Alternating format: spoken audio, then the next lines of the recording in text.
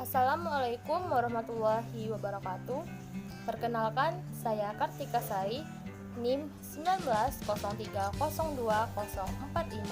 Prodi Agribisnis Fakultas Pertanian Universitas Samudra.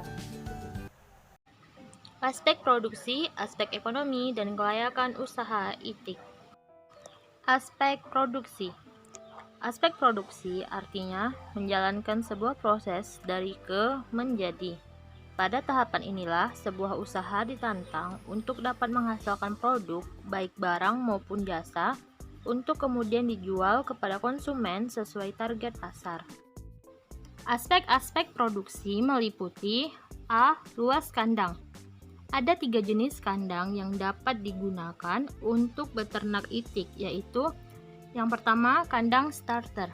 Kandang starter biasanya dipersiapkan bagi DOD atau day old duck yang baru menetas hingga berumur 4 minggu, yakni ketika itik masih belum mampu menyesuaikan diri dengan kondisi lingkungan yang berbeda, terutama pada masa-masa kritis, umur 1 hari sampai 2 minggu.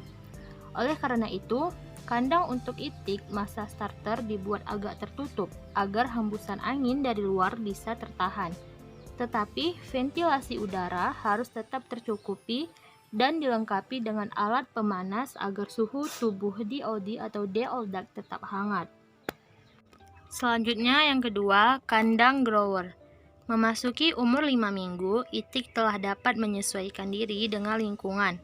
Pada kondisi ini, itik sudah dapat dipindahkan ke dalam kandang grower atau kandang pertumbuhan. Dan yang ketiga, kandang layer. Pada usaha itik potong, tidak dibutuhkan kandang layer, tetapi hanya diperlukan kandang starter dan grower, karena masa panennya dilakukan pada umur 6-8 minggu. Sementara itik yang diusahakan untuk menghasilkan telur dilanjutkan pemeliharaannya di dalam kandang layer yang memang sangat sesuai untuk pemeliharaan itik masa bertelur. B. Bibit. Bibit merupakan sarana produksi yang sangat penting dan menentukan keberhasilan usaha, karena dalam usaha itik yang menggunakan bibit asal-asalan, hasilnya tentu tidak maksimal. Usaha penetasan telur itik lebih menjanjikan dari usaha yang sama pada ayam kampung, mengingat itik dapat bertelur dalam jumlah yang banyak dan dapat dibudidayakan dalam jumlah besar, sehingga mudah memperoleh telur tetas dalam besar pun tidak mengalami kesulitan. C. Pakan. Bisnis sarana produksi yang paling besar putarannya adalah bisnis pakan, karena dari total biaya produksi yang dikeluarkan peternak itik, sekitar 70% merupakan biaya untuk pakan. D. Obat-obatan. Penggunaan obat-obatan untuk mengobati penyakit itik pada prinsipnya dapat diberikan melalui air minum, suntikan, atau dicampur dengan pakan. Sedangkan obat yang digunakan untuk serangan parasit di luar tubuh itik dapat dilakukan melalui penyemprotan di sekitar itik.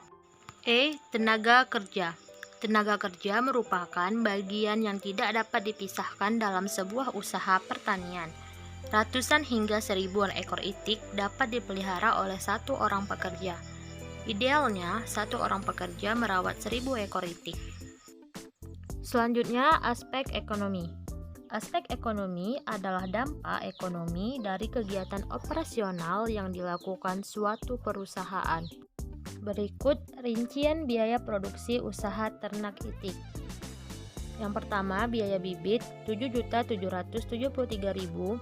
Yang kedua, biaya pakan 481.926.000. Yang ketiga, biaya vaksin 654.900.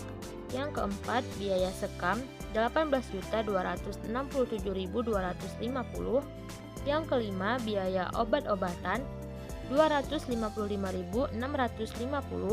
Yang keenam, biaya tenaga kerja 17.010.000. Yang ketujuh, biaya pembuatan kandang 4.080.000. Dan yang kedelapan, biaya penyusutan 1.546.550.000. Selanjutnya, penerimaan. Penerimaan adalah semua yang diterima petani atau pengusaha dalam kaitannya dengan jumlah yang dilakukannya. Penerimaan merupakan perkalian yang dihasilkan dengan harga jual. Dapat dirumuskan sebagai berikut. TR sama dengan PQ, di mana TR adalah total revenue, P harga produk, dan Q jumlah produksi. Nah, dari data ini maka diperoleh rata-rata produksi yang dihasilkan oleh peternak adalah 368.650 butir dengan harga jual rata-rata Rp1.500.000 per butir.